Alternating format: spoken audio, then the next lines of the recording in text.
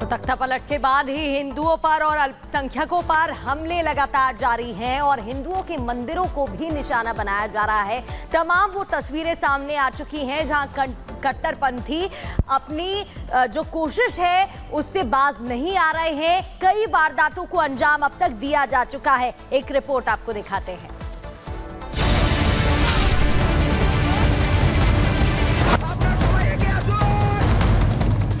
140 करोड़ देशवासियों की चिंता कि वहां हिंदू, वहां के अल्पसंख्यक, उस समुदाय की सुरक्षा सुनिश्चित हो।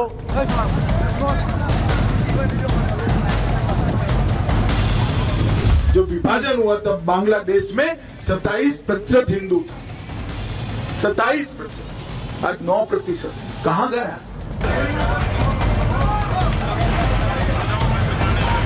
वही आगजनी, वही तोड़फोड़, वही लूटपाट, बहन और बेटियों के साथ वही अत्याचार, उसी प्रकार की त्रासदी का दृश्य आज भी हम सबके सामने है। घरों में आगजनी, मंदिरों में तोड़फोड़,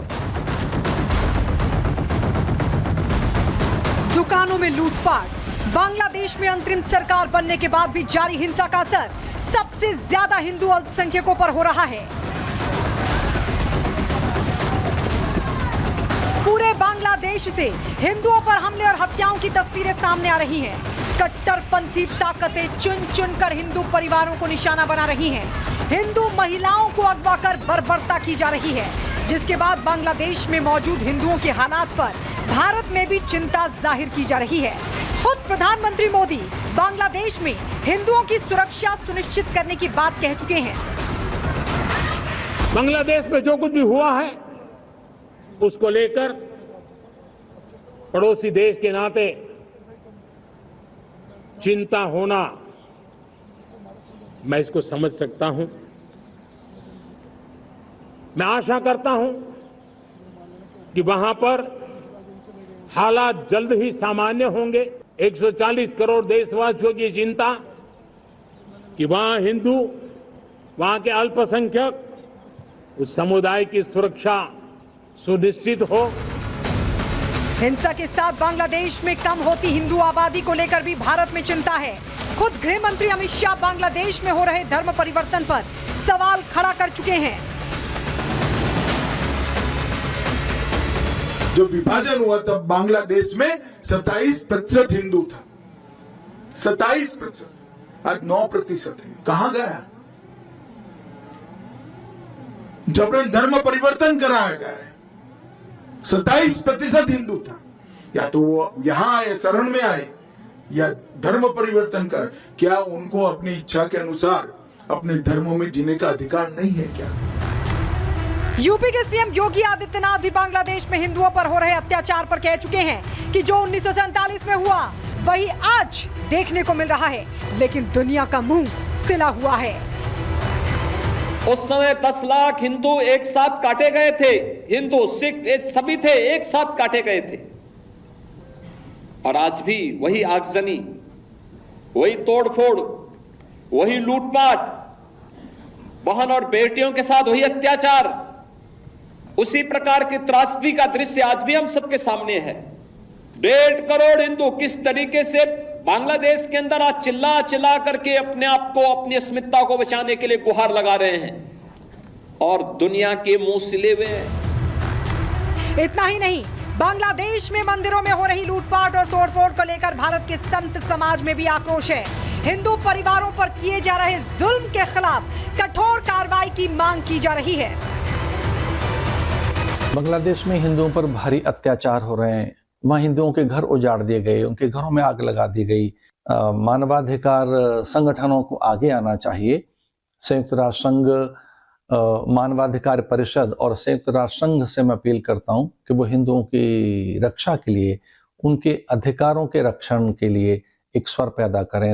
किसी प्रकार से अगर इस प्रकार से अत्याचार होता है और उनकी सुरक्षा नहीं दी जाती है तो उसके अंतर्राष्ट्रीय स्तर पर उसकी आवाज़ उठाने की आवश्यकता है। हमें हिंदुओं की रक्षा वहाँ किसी भी तरीके से करनी हो, और हज़ारों लाखों की संख्या में बांग्लादेश में हिंदू प्रभावित हो रहे हैं। उनकी बहू बेटियों को सरेआम बाप के सामने बेटी के रेप हो रहे हैं। आप अब देखिए नौकरी की वो हो गई कि नौकरी उन्हें सरकारी छोड़ना पड़ेगा, तो ये तो बहुत ही अन्याय है, बहुत दुर्भाग्यपूर्ण है। हम इसकी घोर निंदा करते हैं। एक तरफ तो बांग्लादेश में हिंदुओं पर कट्टरपंथी ताकतों का अत्याचार, उनके घरों में हो रही तोड़फोड़, मंदिरों में लूटपाट, और दूसरी तरफ भारत में तेज होते विरोध के सुर के बाद सवाल है कि आखिर यूनुस सरकार में हिंदुओं पर हो रहे अत्याचार कब रुकेंगे, और अगर ऐसे ही हमले होते रहे तो भारत के पड़ोसी देशों के हिंदू आखिर कहां जाएंगे। Bureau report, Republic Bharat.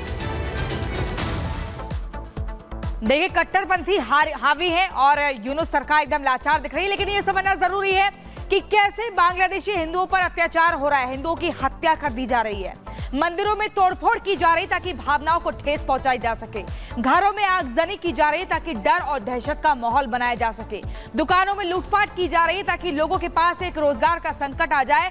नौकरियों पर संकट लगातार बरकरार है। लोगों से कहा जाता है कि आप जाइए, नौकरी छोड़िए, इस्तीफा दीजिए, बांग्लादेश से बाहर निकलिए।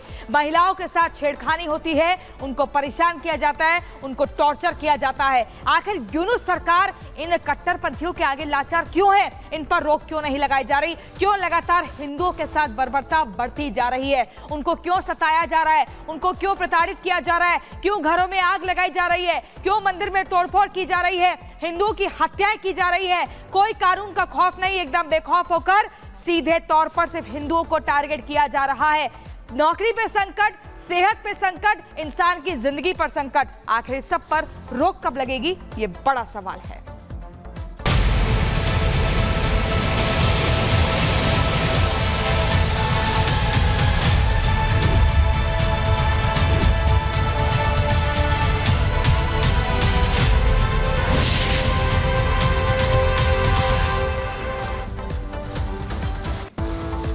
शहर शहर सैलाब और मुसीबत हजार। दरअसल देश भर में सैलाब का कहर देखने को मिल रहा है, चाहे बात मध्य प्रदेश की और छत्तीसगढ़ की, उत्तर प्रदेश की, पुणे की, या फिर बात नॉर्थ ईस्ट की हो। ये अलग अलग तस्वीरें पुणे, नासिक, अजमेर, धौलपुर, नर्मदापुरम और गोंडा की आप देख रहे हैं, जहां जल भराव की स्थिति पैदा हो गई है। लोगों को परेशानी हो रही है, लोग अपने घरों पर रहने को मजबूर है और कहीं कहीं तो घरों में पानी भर गया है, जिसकी वजह से लोग परेशान हैं। नुकसान की आशंका और लोग परेशान।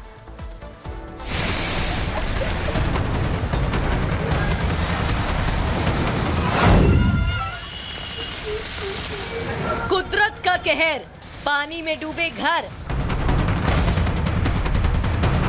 घर या बाजार, बारिश ने रोकी रफ्तार, बाढ़ से हुआ बुरा हाल, बारिश का आपातकाल। पहाड़ हो या जमीन, शहर हो या गांव, मौसम की मार के आगे हर कोई बेबस है।